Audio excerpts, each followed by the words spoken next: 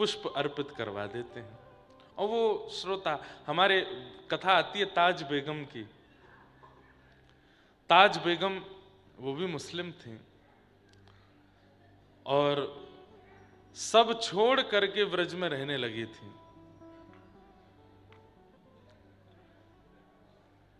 सुनो दिल जानी, उनका पद है, उर्दू भाषा में है थोड़ा सा। सुनो दिल जानी मेरे दिल की कहानी, तेरे हाथ हूँ बिकानी बदनाम भी सहूंगी।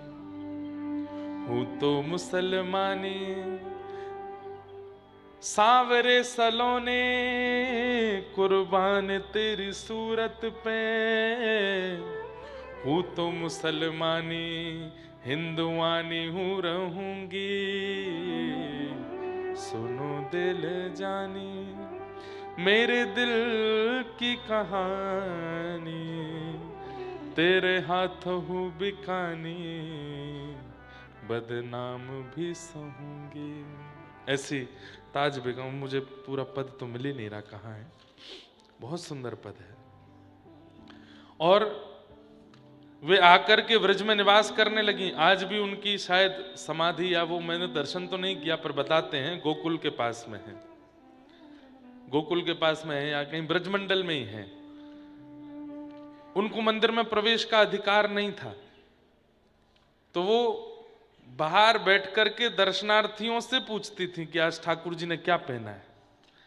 तो दर्शनार्थी आकर के उनको बताते थे आज ठाकुर जी ने ऐसी पोशाक पहनी, ऐसी पोशाक पहनी। हाँ, मिल गया।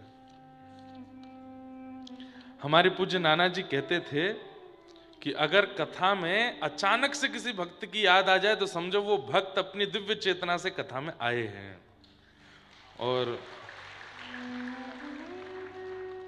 मैं पद तो ढूंढता हूं, कई बार नहीं मिलते, पर नहीं मिलते तो मुझे लगता है कि वो आचार्य चरण आए पर जल्दी में थे इसलिए निकल गए। पर उनका पद मिल जाता है तो लगता है वो बैठे हैं। तो अभी ताज बेगम बैठी हैं यहाँ पे, सुन रही हैं कथा। सुनो दिल जानी मेरे दिल की कहानी, तेरे हाथ हूँ बिकानी बदनाम भी सहूंगी। देव पूजा ठानी मैं नवाज हूँ भुलानी, तज कलमा कुरान तेरे गुणन गहूंगी। सांवले सलोने सरताज सिर कूले सोहे, तेरे नेह दाग में निदाग ही रहूंगी। सुनो दिल जानी मेरे दिल की कहानी, तेरे हाथ हूँ बिकानी बदनाम भी सहूंगी। नंद के कुमार कुर्बान तेरी सूरत पे, नंद के कुमार कुर्बान तेरी सूरत पे, हूँ तो मुगलानी हिंदुआनी हूँ रहूंगी। सुनो दिल जानी मेरे दिल की कहानी, तेरे हाथों हूँ बिकानी बदनाम ही रहूंगी। और बुर्का उतार पहन घाघरा घुमावदार, बुर्का उतार पहन घाघरा घुमावदार, फरिया को फार शीश चुनरी चढ़ाऊंगी। कहत सहजादी ठाकुर कभी सौ पैज कर, वृंदावन छोड़ अब कितहू न जाऊंगी। सुनो दिल जानी मेरे दिल की कहानी, तेरे हाथों हूँ बिकानी बदनाम भी सहूंगी। और किसी ने कहा कि भाई तू एक तो मुसलमान नहीं है ताज बेगम अकबर की पत्नी थी।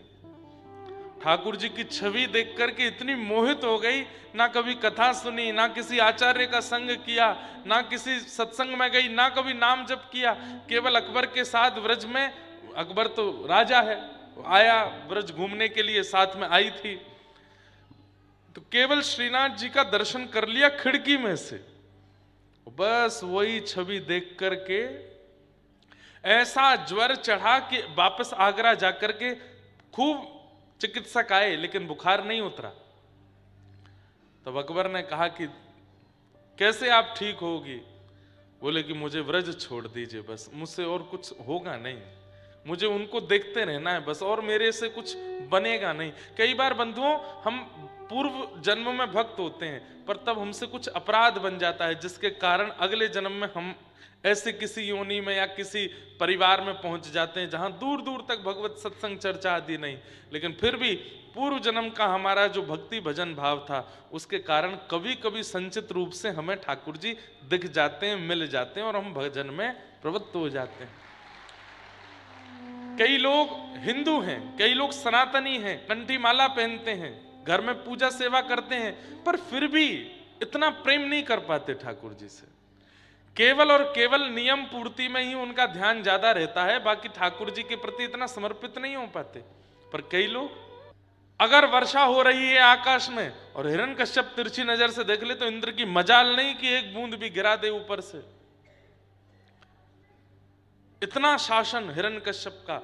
उस कुल में जन्मे श्री प्रहलाद जी महाराज, कैसे भक्त हो गए ठाकुर जी के।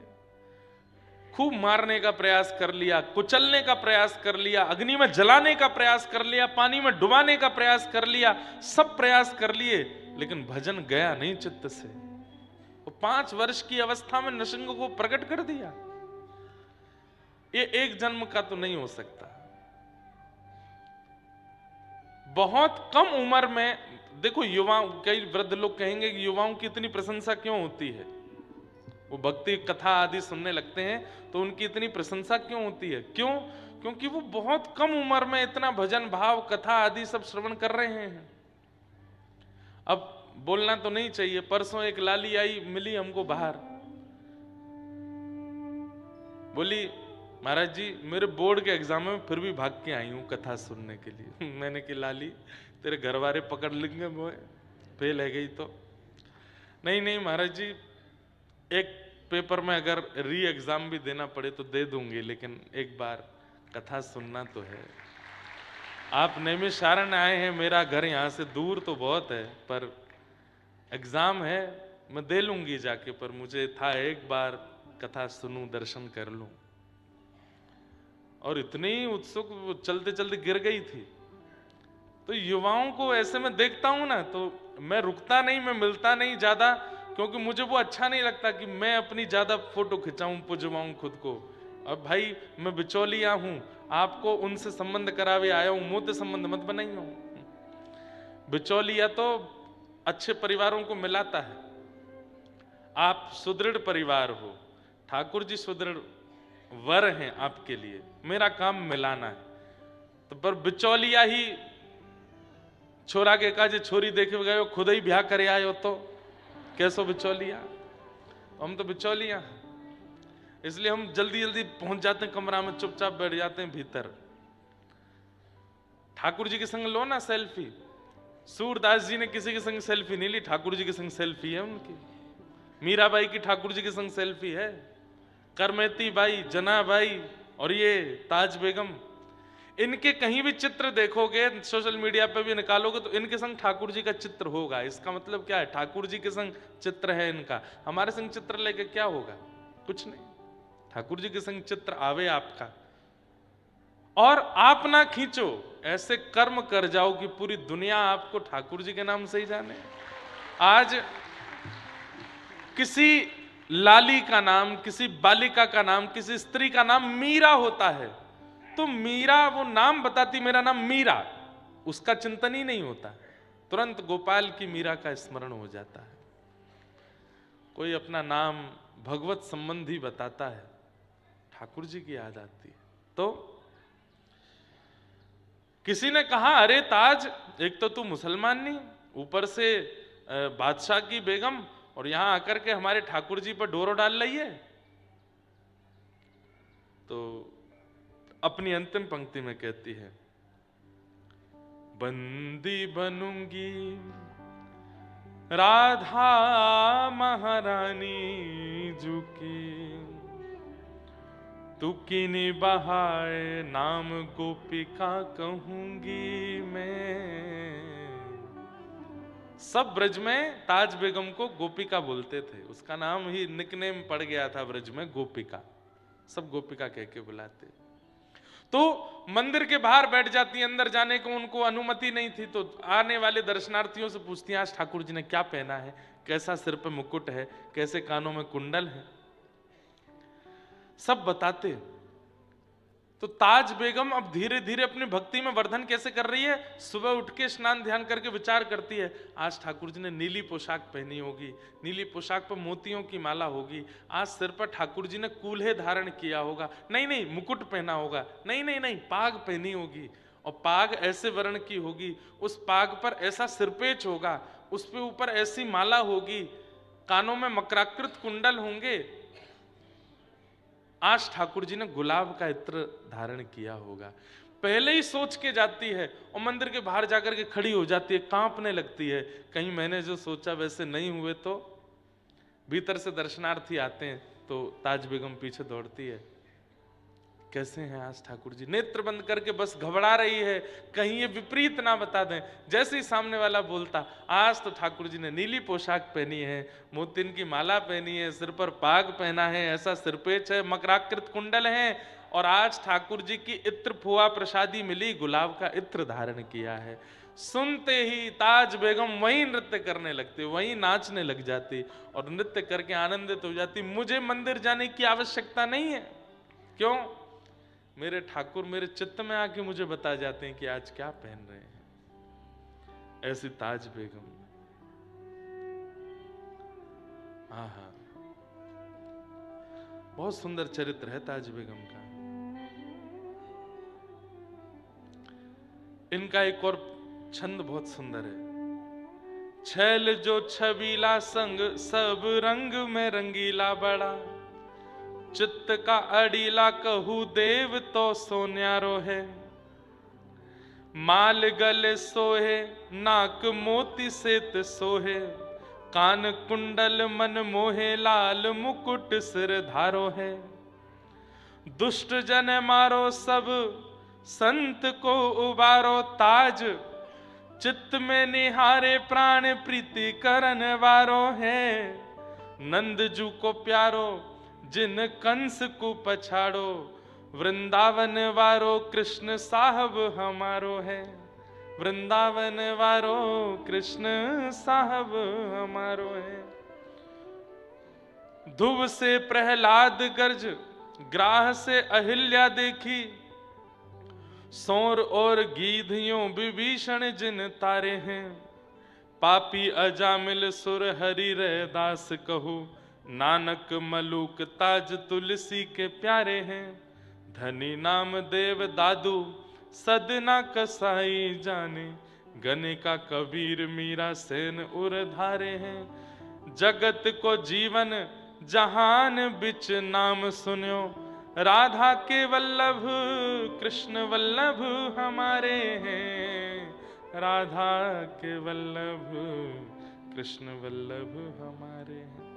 ताज बेगम का चरित्र तो पूरा नहीं कहूंगा, आज कृष्ण लीला सुनानी है, पर इनके जीवन का अंतिम भाव बताता हूं। मैं सोच के नहीं आया था, अपने आप पता नहीं क्यों आ गया भाव। ताज बेगम कभी मंदिरों में नहीं गई, व्रजमंडल में यमुना तट पर एक कुटिया बना के रहती थी। होली के दिन थे, यही दिन चल रहे थे जो अभी चल रहे हैं, होली के दिन चल रहे थे, और ताज बेगम रोज अपनी कुटिया से निकलती और जब व्रजमंडल में होली खेलते हुए सब ब्रजवासियों को देखती तो बस वो यही खोजती रहती कि सब रंग डाल रहे हैं, श्याम सुंदर कब रंग डालेंगे। आहा, होली का दिन था, मुख्य होली का पर्व जो आएगा 4 तारीख को, उसी दिन सुबह सुबह ताज बेगम नेत्र बंद करके बैठी और उसको सर्वांगीण ब्रजमंडल में होली का दर्शन हुआ, उस होली का जो द्वापर में हुई थी।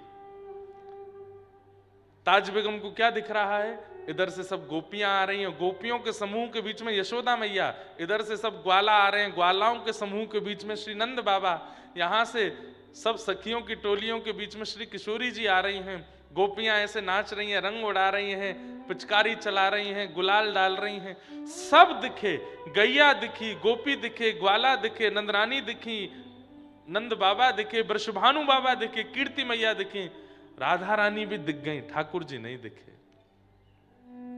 लिखती जा रही हैं वो। आज भी धमार का पद पुष्टि मार्गीय परंपरा में ये अंतिम पद था ताज बेगम का, आज भी वो पद गाया जाता है।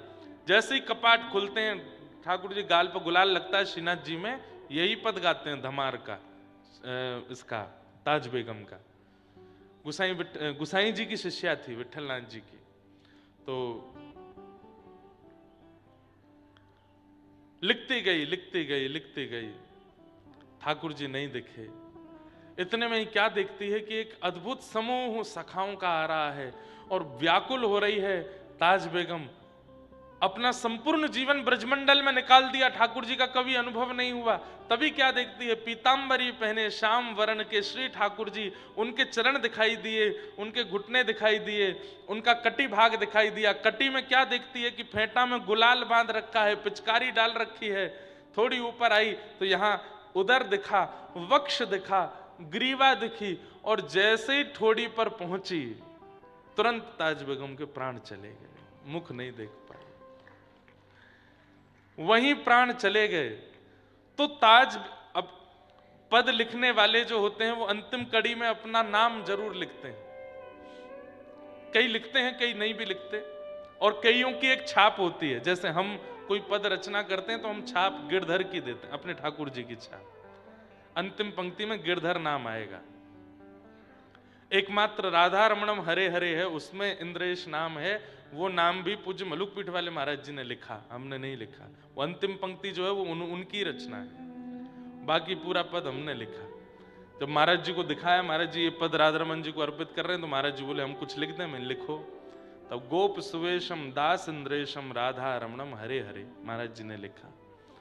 नहीं तो जितने भी पद हैं उनमें गिरधर नाम। वृंदावन प्यारो, वृंदावन में भी नाम पूज्य पिताजी ने लिखा, उसमें भी अंतिम पंक्ति में गिरधर लाल जी का नाम है। जिनकी कृपा से यह रस प्रगटो, जिनकी कृपा से यह रस प्रगटो, वृंदावन अभिराम, हम सबको प्राणंते प्यारो, हमारो गिरधर लाल। तो गिरधर हमारे लाल जी का ही नाम से छाप होती। तो ताज बेगम ताज लिखती थी अपने सारे पदों में। तो लिखते लिखते अंतिम पंक्ति रह गई, उससे पहले प्राण निकल गए, और उस समय के काल में संपूर्ण वृंदावन ने सुना। आकाश में एक विचित्र सी काली घटा आई, और उस काली घटा में स्वर लहरियां प्रकट होने लगी, तरंगें प्रकट होने लगी, और तभी क्या देखते हैं, कमल नयन श्याम सुंदर प्रकट हो गए। और ताज बेगम का जो अंतिम पद का जो अंतिम भाग था, जो रह गया था अधूरा, ठाकुर जी ने अपने हाथ से लिखा। निर्तत आवत ताज के प्रभु गावत गीत धमार। अंतिम पंक्ति ठाकुर जी ने लिखी, और श्री ताज बेगम को अपने साथ ठाकुर जी निकुंज में लेकर के प्रविष्ट हो गए। ऐसे ऐसे चरित्र हैं भक्तों के, मैं क्या कहां तक कहूं। मास कथा मैंने कही है 1 महीने तक, और भी कई प्रकल्प प्रयास चल रहे हैं। एक बार मन है कि केवल कभी ठाकुर जी अनुग्रह करेंगे साल में 2 साल में एक स्थान पर बैठ करके कम से कम 108 दिन तक 108 भक्तों के चरित्र सुनाने, और वो चरित्र ऐसे हों जिनको सुनकर के व्यक्ति का। और एक बात आपको स्पष्ट बता दूं, ठाकुर जी की लीला सुन के इतना परिवर्तन चित्त में नहीं होता, भक्त चरित्र सुन के हो जाता है। भक्त चरित्र हृदय का मार्जन कर देता है। ठाकुर जी का चरित्र तो ठाकुर जी को प्रकट करता है, पर घर पर अतिथि को बुलाने से पहले घर की साफ सफाई भी तो जरूरी है। तो घर की साफ सफाई तो भक्त चरित्र करते हैं। हृदय की जो मार्जन स्थिति है उसको हृदय के उपस्थित स्थान कहाँ ठाकुर जी बैठेंगे, कहाँ पाएंगे, कहाँ डोलेंगे, हृदय की इतनी स्थिति तो भक्त चरित्र ही करते हैं। इसलिए भक्तमाल जी श्री नाभा गोस्वामी जी ने प्रकट की। कल श्री नाभा गोस्वामी जी के पूज्य गुरुदेव अग्रदास जी महाराज की प्रादुर्भाव दिवस था कल। हमने कल तो स्मरण नहीं किया, आज उनको प्रणाम करते हैं। दास को एक बार अवसर मिला था पूज्य पिछले साल श्री अग्रदास जी महाराज के पावन स्थान रेवासा में कथा सुनाने का, तो बड़ी कृपा है। पता नहीं किस संदर्भ में हमने ये पूरा विषय आपको सुना दिया। हाँ, महाराज जी बोल रहे थे ना कि हमने कभी फुलेरा दौज नहीं छोड़ी। कल यहाँ आए तो ब्याहुला का पद चल रहा था, तो वो बात से कनेक्ट किया था कि ताज बेगम को दर्शन नहीं मिलते थे, वो सोच के जाती थी और वैसे ही श्रृंगार ठाकुर जी करते थे। तो किन्हीं किन्हीं भक्तों के लिए ठाकुर जी ऐसी लीला प्रकट करते हैं, ठाकुर जी ऐसा अनुग्रह करते हैं।